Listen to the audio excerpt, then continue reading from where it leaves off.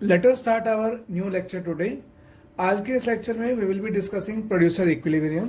सबसे पहले हमें समझना है कि प्रोड्यूसर इक्विलिब्रियम होता क्या है. ये एक ऐसा प्राइस और आउटपुट का कॉम्बिनेशन है जहां पर प्रोड्यूसर मैक्सिमम प्रॉफिट्स कमाता है और अगर वो इक्विलिब्रियम से हटता है तो प्रॉफिट्स कम होने शुरू हो जाते हैं. अब इस कॉन्सेप्ट को हम सीखेंगे with the help of marginal revenue and marginal cost approach. Okay, सबसे पहले एमआर क्या होती है.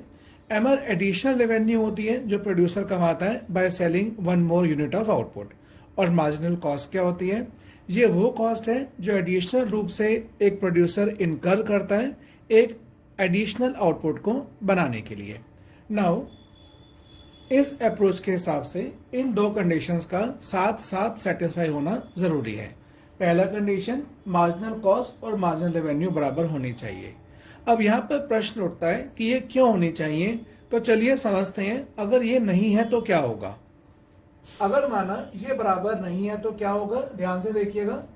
तो या तो कॉस्ट ज्यादा होगी और या आपकी कॉस्ट कम होगी.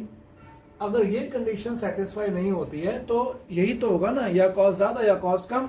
तो अगर कॉस्ट ज्यादा है तो क्या फायदा हुआ, हमारी हर अगले यूनिट की कॉस्ट हमें ज्यादा आ रही है देन जो हम कमा रहे हैं. तो इक्विलिब्रियम का मतलब ही नहीं बनता. प्रोड्यूसर यहाँ पर काम नहीं करेगा, यहाँ पर स्टेट ऑफ रेस्ट में नहीं आएगा.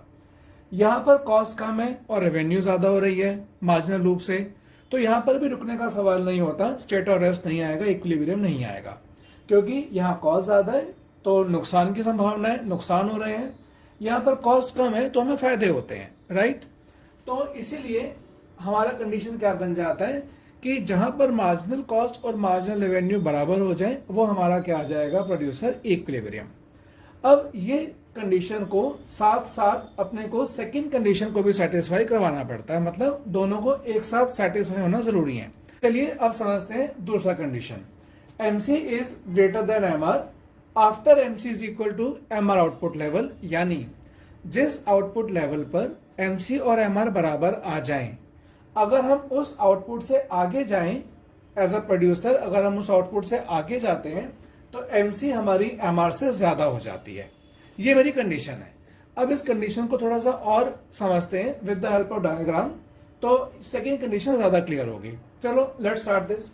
ये हमारा पहला डायग्राम है. On the left hand side when price remains constant, यानी एक प्रोड्यूसर जो अपना आउटपुट बेचना चाहता है, हर अगला यूनिट ऑफ आउटपुट वो सेम प्राइस पे बेच सकता है, प्राइस कांस्टेंट है. तो ऐसे में सभी जानते हैं कि प्राइस AR MR बराबर हो जाते हैं और जो हमारा कर्व है वो क्या हो जाता है, पैरेलल टू एक्स एक्सिस, जो कि यहाँ पर आप इसको देख रहे हैं. AR और MR कर्व जो दर्शा रहा है ये हमारा एक्स एक्सिस के पैरेलल है. और जो हमारा MC है वो यू शेप है because of law of variable proportion. अब देखिए जो मेरा पहला कंडीशन है MC is equal to MR, वो पॉइंट जो K है यहाँ पर भी सेटिस्फाई हो रहा है और जो पॉइंट M है वो यहाँ पे भी सेटिस्फाई हो रहा है. अब देखना सेकेंड कंडीशन कैसे रोल प्ले करती है टू डिटरमिन इक्विलिब्रियम. जब हम K पर देखते हैं तो MC MR बराबर है, परंतु जैसे ही मैं इस लेवल ऑफ आउटपुट को क्रॉस करता हूं एज प्रोड्यूसर तो हमारा MC कम हो रहा है. तो देखा जाए अगर मेरी कॉस्ट कम हो रही है ज्यादा प्रोड्यूस करने से, हमारा MC गिर रहा है, तो कोई पॉइंट नहीं बनता कि हम यहाँ रुक जाएं और इक्विलिब्रियम अटेन कर लें, क्योंकि हमारी कॉस्ट कम हो रही है आगे. तो अब हम इस पॉइंट पर समझते हैं M पर भी MC और MR बराबर हो गई. अब यहां पर ध्यान से समझना, जैसे ही हमने ये वाला लेवल ऑफ आउटपुट क्रॉस किया, हमारा जो मार्जिनल कॉस्ट है वो मार्जिनल रेवेन्यू को क्रॉस कर गया. मार्जिनल कॉस्ट मार्जिनल रेवेन्यू से क्या हो गया, ग्रेटर. अब समझ में आया यहां पर इक्विलिब्रियम क्यों आया, क्योंकि पहला कंडीशन सेटिस्फाई है MC is equal to MR, और इसके आगे जाते ही MC is greater than MR after MC is equal to MR, यानी इसे क्रॉस करते ही मेरी कॉस्ट ज्यादा है, हमें नुकसान है, तो कोई पॉइंट ही नहीं बनता आगे जाने का. तो in very simple word MC is equal to MR दो जगह बराबर है, परंतु इसमें क्या है, आगे MC कम हो रही है तो हम नहीं रुकेंगे. यहां पर देखा जाए तो क्रॉस करते ही हमारा MC MR को क्रॉस कर जाएगा, इससे आगे आते ही MC MR से ज्यादा हो जाएगी, तो कोई पॉइंट नहीं बनता आगे जाने का, ये हमारा इक्विलिब्रियम आ जाएगा. अब समझ में आया कि दोनों कंडीशन सेटिस्फाई होना साथ साथ क्यों जरूरी है. MC is equal to MR और MC is greater than MR after MC is equal to MR. तो इस गिवन डायग्राम में पॉइंट एम क्या दर्शा रहा है, इक्विलिब्रियम लेवल, और हमारा जो इक्विलिब्रियम लेवल ऑफ आउटपुट है एज प्रोड्यूसर वो मेरा क्या है, OQ1। अब हम चलते हैं राइट हैंड साइड के डायग्राम पर।